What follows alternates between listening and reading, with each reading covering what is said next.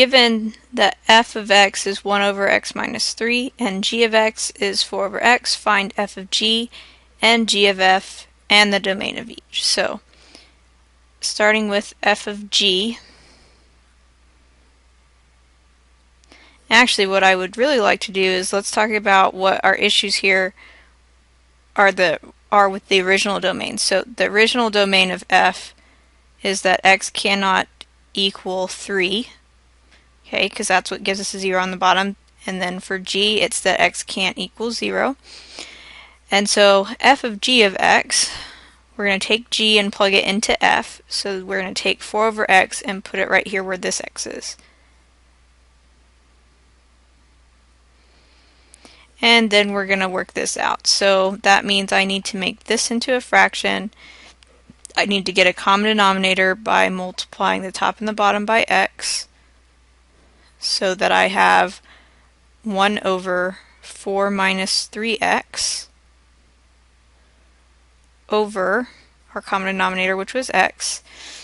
Now to finish simplifying this is still 1 on top, so it's like having, 1 over 1. Now I've got a fraction on top, fraction on bottom, so I take the bottom fraction and flip it so I can multiply. That's how we divide fractions, is you take the bottom one and you multiply by the reciprocal. So now that gives me x over 4 minus 3x. So here's how the domain for this works. Is we look at the function that we plugged in, which is g, that says x cannot equal 0. That's going to be true because for things that we're plugging into this, we first have to take them and put them in g. So when I put things in g, 0 doesn't work. And then we also have to look at here at the end, where do I have a problem? Where is 4 minus 3x equal to 0? And that'll be the other location that we have a problem. So that means that I subtract 4 or add 3x over, divide by 3, and get x equals 4/3. That's the other place that we can't be equal to. So our domain is all the values aside from 0 and 4/3, which in interval notation is -infinity to 0, 0 to 4/3, and 4/3 to positive infinity. So that's our domain as well as our function. Now on g of f of x, we're going to take f and plug it into g. So I'm going to take 1 over x minus 3 and put it down here on the bottom of this fraction.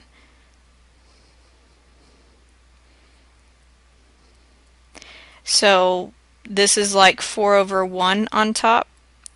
So now that that's a fraction, I can take x minus 3 and flip it up to multiply.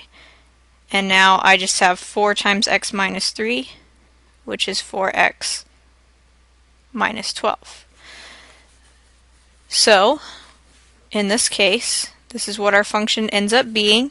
We look at, if we just were to look at the end of this, this has a domain of all real numbers. But the issue is that f does not have a domain of all real numbers. And so our x values have to first go through f.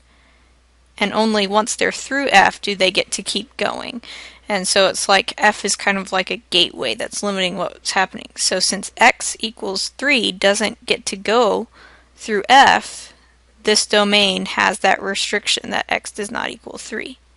Now it doesn't keep the issue of g because of the way we're plugging things in, but it does keep the issue with f. So our domain for this one is -infinity, 3, and 3, infinity.